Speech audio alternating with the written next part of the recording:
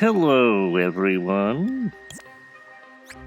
This is Jimmy Coldest, back again with another fighting, well, not another, but a logic video, another logic video.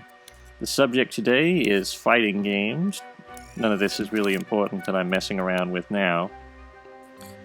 But basically, someone requested how to do impacts.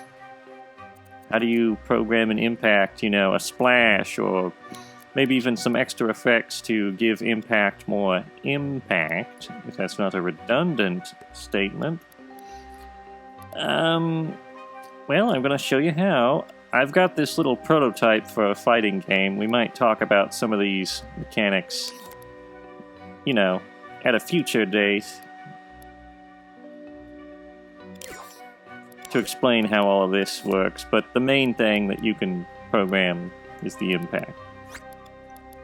So first of all, I've got the controller sensor hooked up to a series of ports in this chip I call the control bank.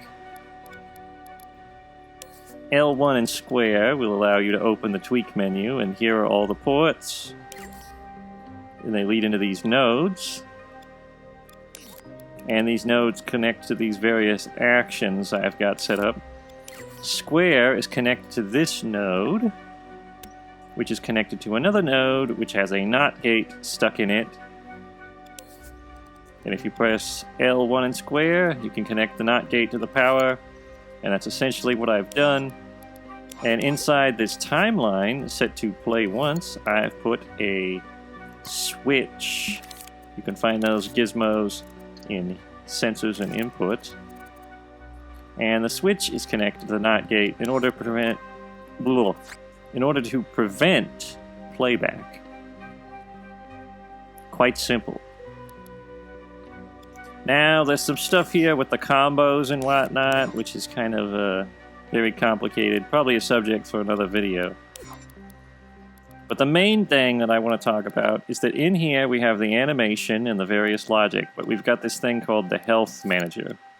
And the health manager is going to be vital to creating impact. Or creating an output to impact. I've got a node called hit, hooked up to a timeline called hit, set to play once.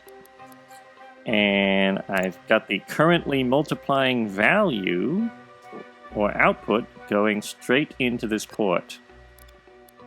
And I've got multiple of these in here, so I've got them all connected. It looks like 3 wires going in.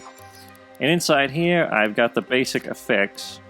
I've got a sound effect, face punch, which you can find in sound mode. Go to search, and go to search effects, and then just type in punch, and you should be able to find it. I've even got some sound effects, but we won't really be needing those. Alright. There's also a wiper, which I have set to transition color, kind of a deep red, and I've set reverse fade and reverse fade out on.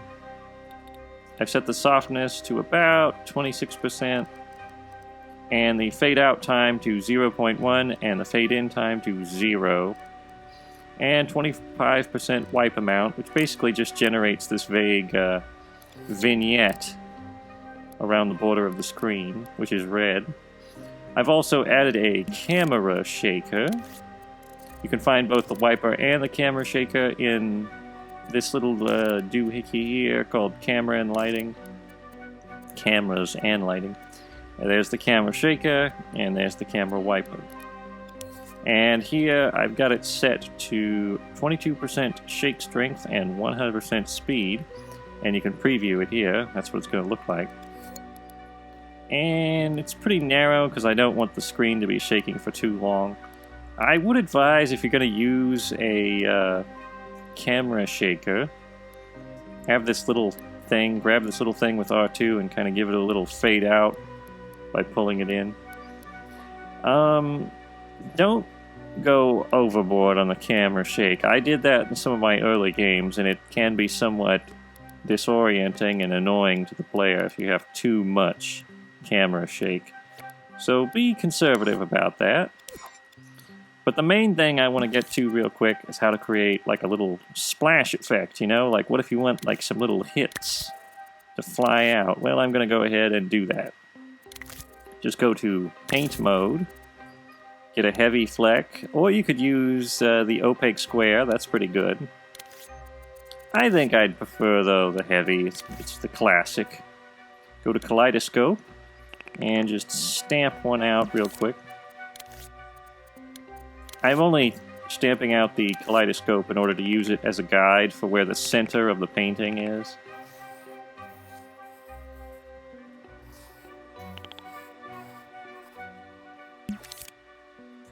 And we're going to go ahead and onion skin,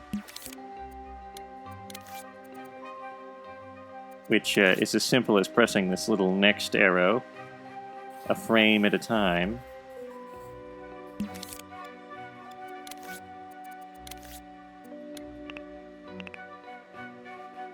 This can be a little tricky. I could use the floor as a basis, but this will have to do.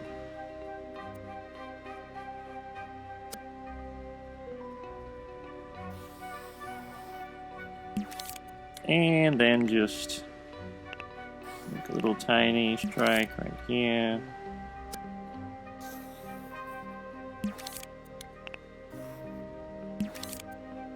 And one last little frame that's barely visible. That's pretty much what I want. You don't have to do it this way. This is just how I chose to make it look. There's lots of different ways to do impacts. You don't have to use the onion skin, it's just my personal preference.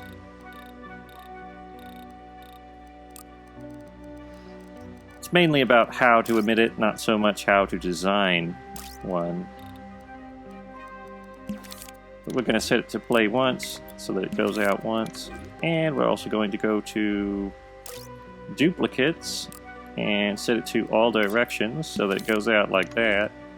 I might also add some scale jitter, so there's some variation of this thing. And we're going to go to stroke properties, set it to fade in and fade out, so that it's a little bit more strokey like that. I also might make it glow a bit more, it looks cooler when it glows.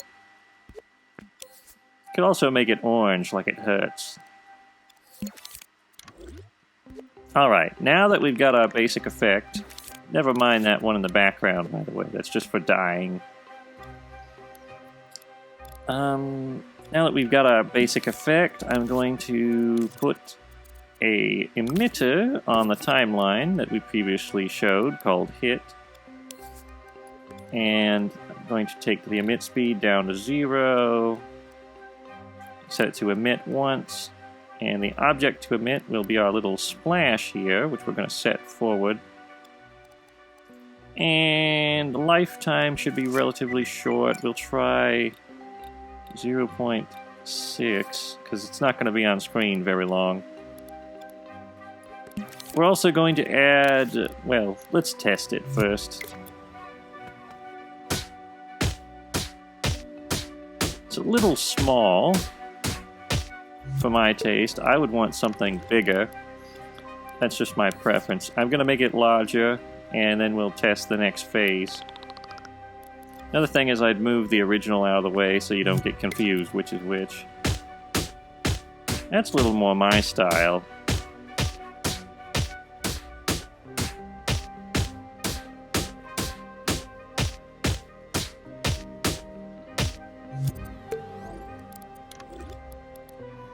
I don't know, maybe it's too large. I am having second thoughts. Maybe make the strokes thicker, go to looseness. I want to see if that looks better. Yeah, it's a little better. I also think we have the lifetime too long, because I can see the little sparks left over. If you can see the sparks left over after you hit, that's not a good sign.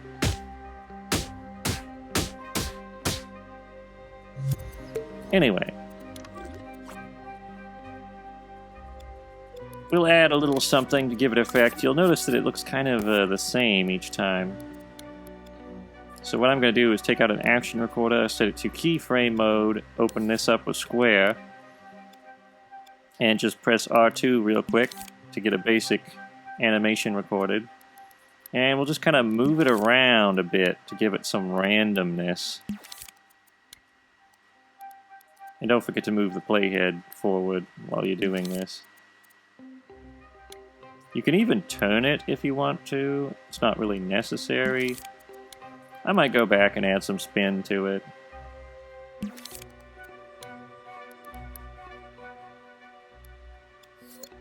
It doesn't really matter. Basically, all this is going to do is scroll between the various states, and we're going to speed it up too, just to give some randomness. And I guess you can leave this playing constantly. We'll call it wobble. There we go.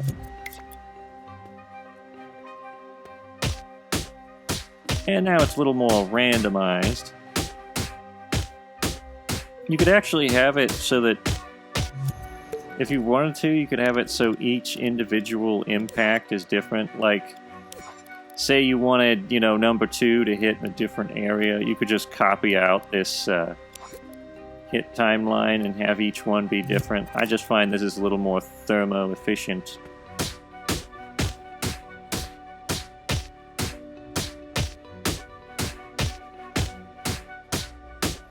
But anyway, that's how to do hit impacts. We may cover how to do combos in the future, since this system I've devised here is a combo system. And I think that'd be useful. Someone did request it also. We're just backed up with a lot of requests.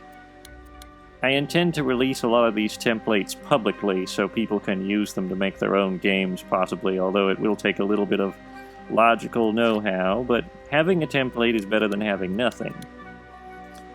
Anyway, hopefully you found this helpful. Thanks for watching.